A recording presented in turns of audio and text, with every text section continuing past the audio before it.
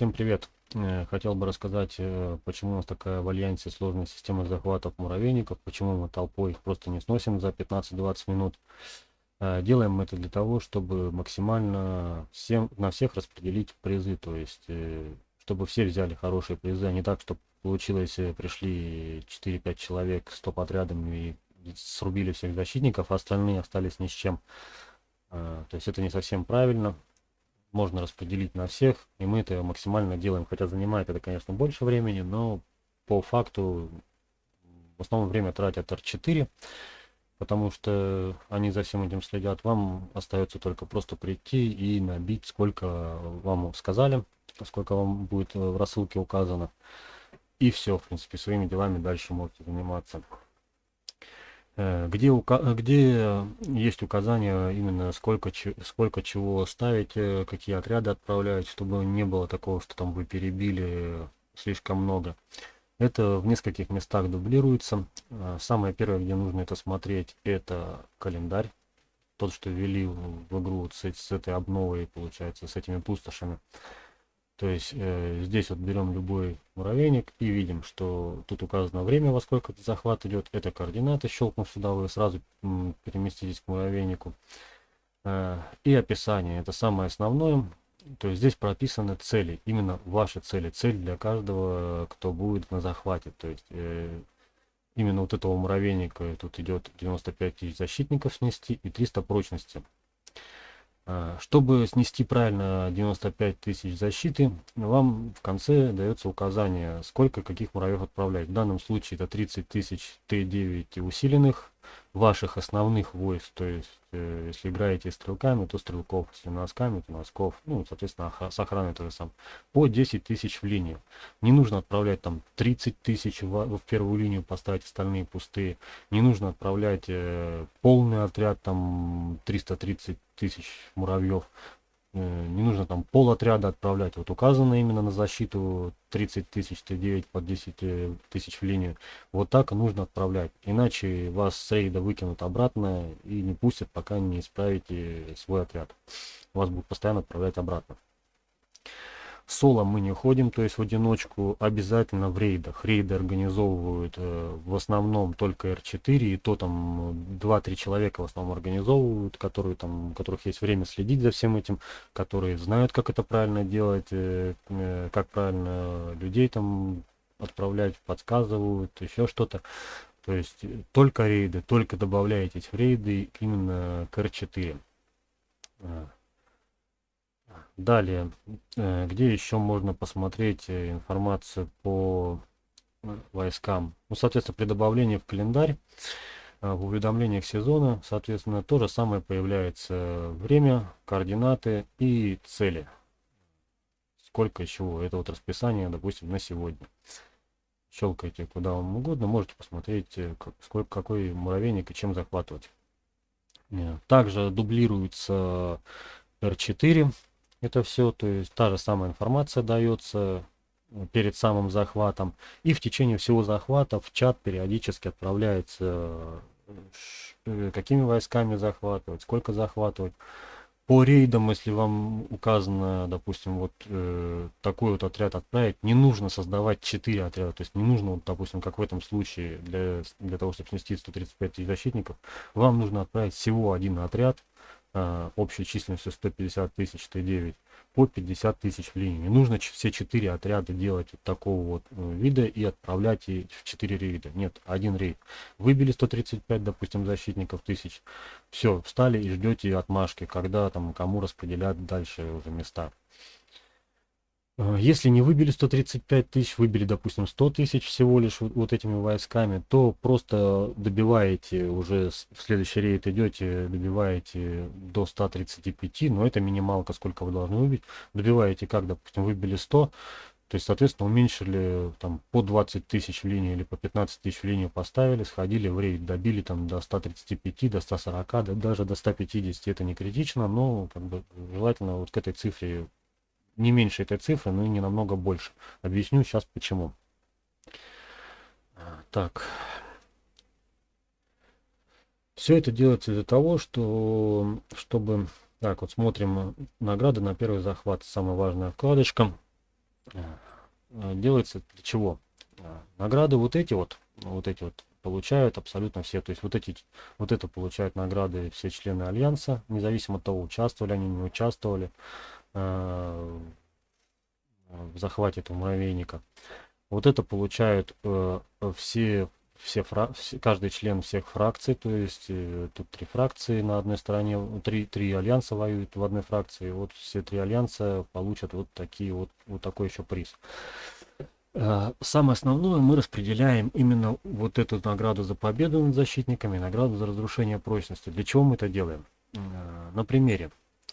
Чтобы набить на первое место, нам нужно набить 1 238 000 защитников.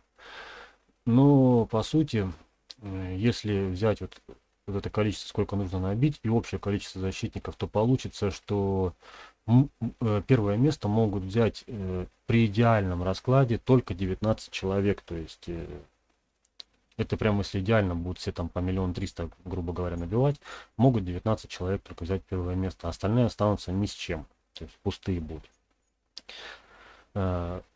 Первое место занимает в основном состав R4, а в основном те, кто активны, то есть те, кто занимается плотно альянсом, те, кто там постоянно считают, там следят за всем. То есть это их бонус за то, что они там выполняют какие-то обязанности, пока все остальные там зашли, пару ящерок убили и пошли дальше заниматься своими делами в реальной жизни. Они тут занимаются в игре больше остальных всей этой организацией. Поэтому они всегда берут первое место. Это их компенсация, скажем так. Все остальные члены Альянса, они всегда набивают вот эту цифру. То есть у каждого на муравейника, то есть это 8-й город, здесь нужно 250 000 защитников снести. Не 1 200 000, не 500 000, не 800 000, а 250 000. Хотя бы примерно близко. 250-300 000, скажем так. Вот к этому нужно, допустим, идти. Вот она ваша цифра. Этот приз, это вообще можете не смотреть. Тут практически никто ничего не получает. Вот она самая основная цифра, то есть вы к ней должны стремиться. Второе место, то есть все члены Альянса идут на второе место. То же самое с прочкой, то есть вот эту цифру добивают в основном активные члены, но с прочкой попроще, потому что там, если распределить на всех, то примерно на 33 человека хватает первых мест. Если никто там не борщит, как я дальше покажу, там есть косяки у некоторых лиц. Если никто не борщит, то по идее могут забрать 30-33 человека первое место. Ну такого не бывает в идеале. В идеале там максимум, если забирать все хаотично, то заберут человек 20 первое место. Цель каждого это набить 700, то есть это вот опять же второе место. 700 набили, останавливаемся, ждем указаний. То есть указания всегда даются, то есть набили, сидим, ждем. Если остается, допустим, там защитники остались, или прочность осталась еще, и, то есть все уже набили, кому надо на первое место, ну, кому это распределено уже, то начинают в чате либо отправлять ваши координаты, говорить, что вы набиваете на первое место, то есть вы набили 700, вы увидели, что вам сказали набивать там на первое место, вы уже не 700 вам нужно набить, а 3500, как минимум, 3500, 3600, там 3700. Ну, в прочке это проще, там можно практически до идеала довести, там можно прям ровно 3500 выбить. Потом покажу как. Вот. Поэтому не торопимся. Ну и, соответственно, награды за рейтинг побежденных защитников, ради чего некоторые там начинают сходить с ума и начинают там бить как не в себя, то есть там забивать на всех. Это дополнительный приз такой, скажем.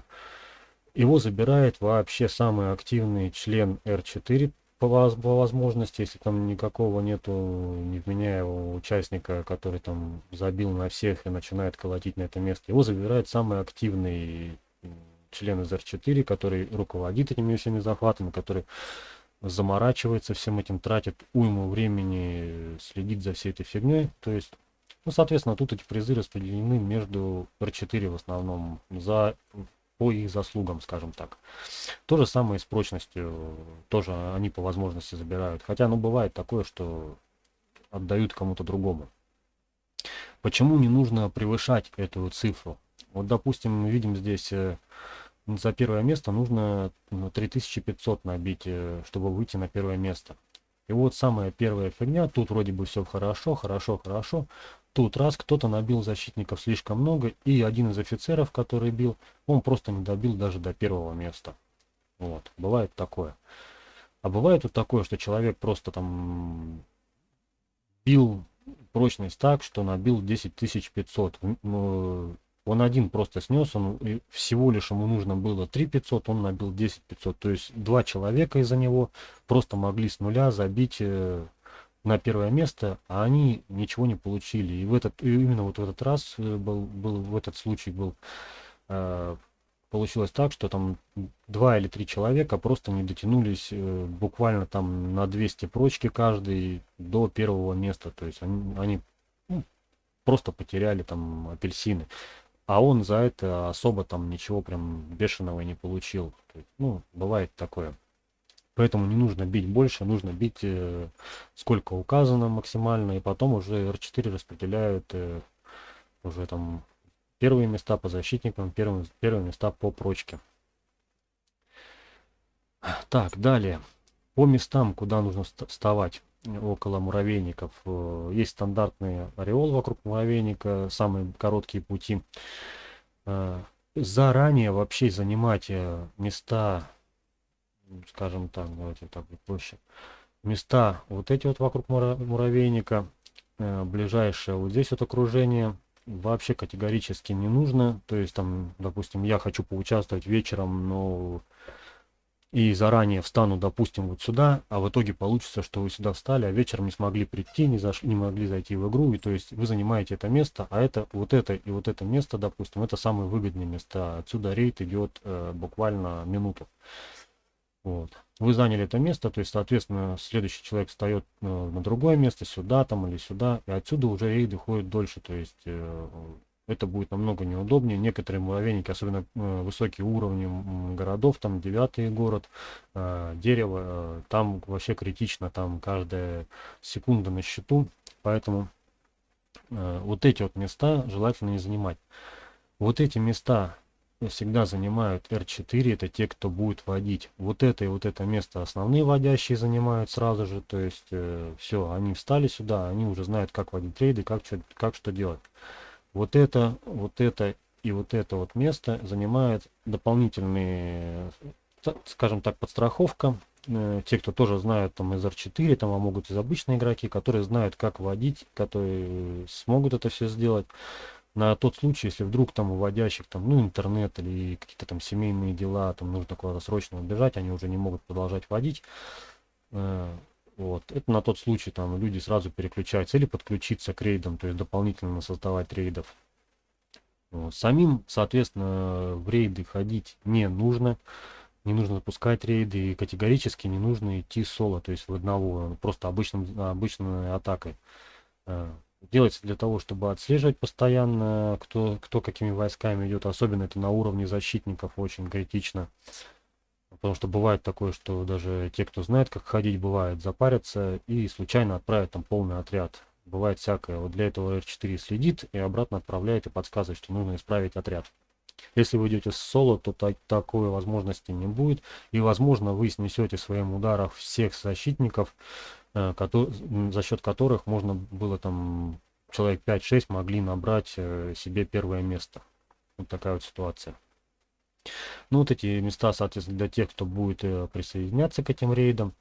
Вот эти места в основном для тех, кому сказали, что нужно там добивать до первого места, чтобы они по-быстрому, допустим, прыгнул сюда, там можно соло уже побегать, особенно на прочке, прочку по-быстренькому добить до нужного результата.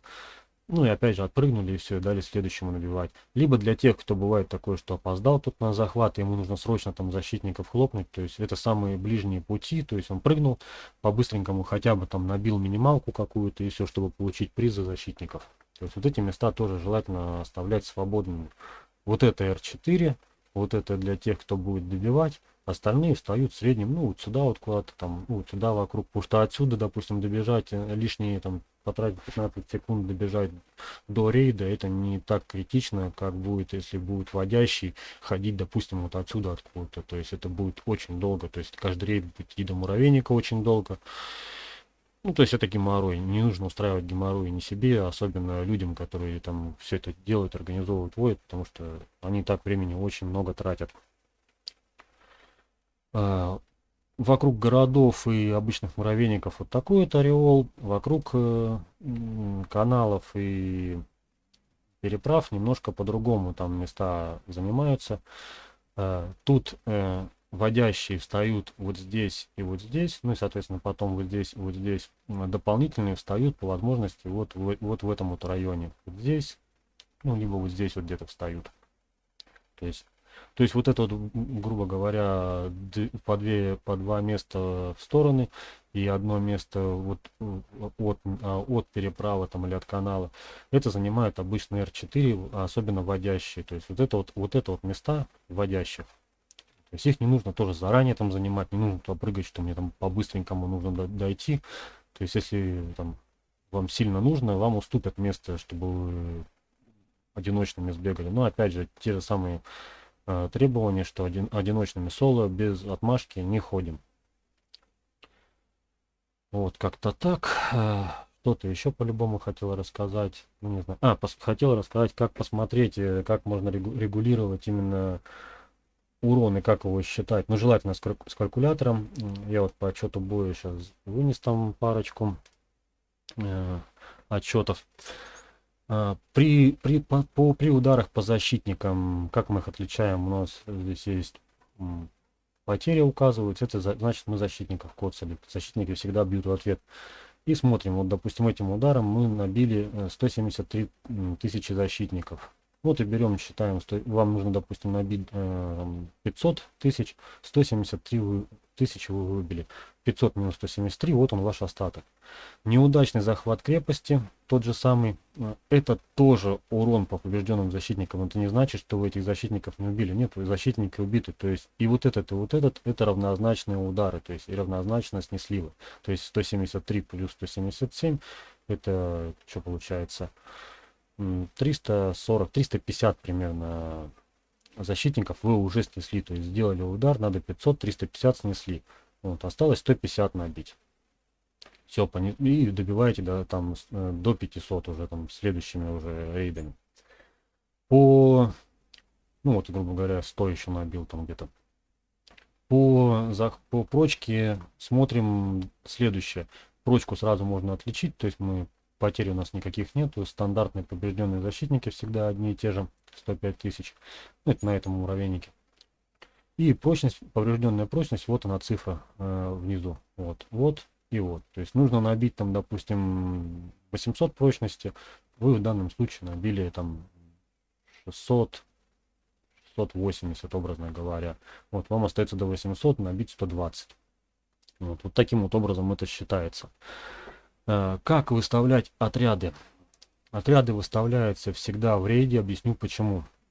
То есть, ну, вообще в любом рейде. Потому что базовое число вашего разрушения, вот это именно на прочность, оно будет вот таким вот, там, допустим, 259, 291. Это базовый ваш урон, это вне рейда. В рейдах всегда действуют бонусы. То есть, как их посмотреть? Можно попробовать присоединиться к рейду, и у вас там будет показано, какое у вас разрушение наносится уже этим отрядом. Либо делаете это просто, допустим, вот сейчас разрушение 259, находите вообще абсолютно там, не знаю, сейчас есть такое или нет, присоединенный. Сейчас. Вот, отлично. Вот на переправа. Нажимаете рейд. Уже 300 разрушений вы можете нанести. Видите, что намного больше, чем было.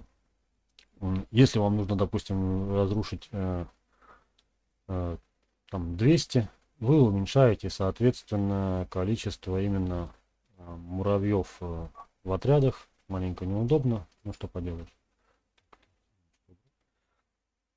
Ну, 201 нормально. Все, выставили, отменяете это. И спокойно потом добавляетесь в рейд. То есть все, вы выбьете это 201. Одиночным вы выбьете уже 174, рейдом вы больше выбьете, рейдом 200. Либо, если нету такого муравейника, да и зачем прыгать, берете, делаете проще, находите ящерицу. О, блин. Плохо. Сейчас телепортнусь куда-нибудь.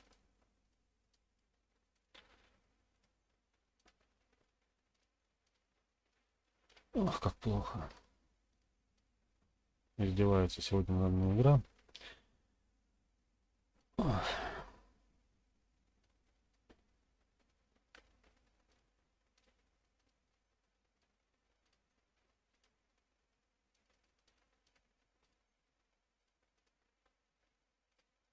Что-то ящериц сегодня вообще нету. Беда какая-то, бред, не знаю, такого никогда еще не было.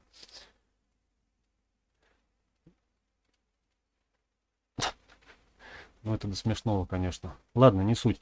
Также можно вот на ящерицу направить, попробовать создать рейд и там настроить все это, и потом отменить. То есть вот таким способом можно настроить. Также настраивается абсолютно урон. То есть если вам сказали, допустим, сделать в линию 10 тысяч Т9 усиленных, то вы ставите именно 10 тысяч. То есть, ну, желательно не менее 10 тысяч. Это где-то будет вот так вот. Трудоемко немножко, но вот он отряд полностью сформированный. То есть это 30 тысяч защитников в среднем. Вот он получается, там 31 тысяча получилось. Это не критично. То есть такой отряд пропустят. Если вы выставите вот такой вот отряд там, на 162 тысячи муравьев, то ваш отряд из рейда отзовут 100% назад, потому что вы очень сильно перебьете. То есть сколько указали, столько и нужно делать. Не нужно делать вот так. Надо 30 тысяч, вы вот так вот 30 тысяч сделали. Это тоже неправильно. Вроде и 30 тысяч, по факту у вас отряд в одной линии. Не прокнули бафы от рыжего муравья, вы можете там снести неположенные там 100 тысяч, допустим, защитников, а вы снесете 30. То есть вам нужно будет опять бежать. Ну, зачем этот геморрой? То есть все это посчитано уже давно. Поэтому вот как-то так. По-любому что-то забыл, но самое важное вроде бы рассказал. Все, всем пока. Если что-то непонятно, спрашивайте всегда у R4. Не стесняйтесь в чате, в личных сообщениях. Вам всегда все ответят. Всем пока.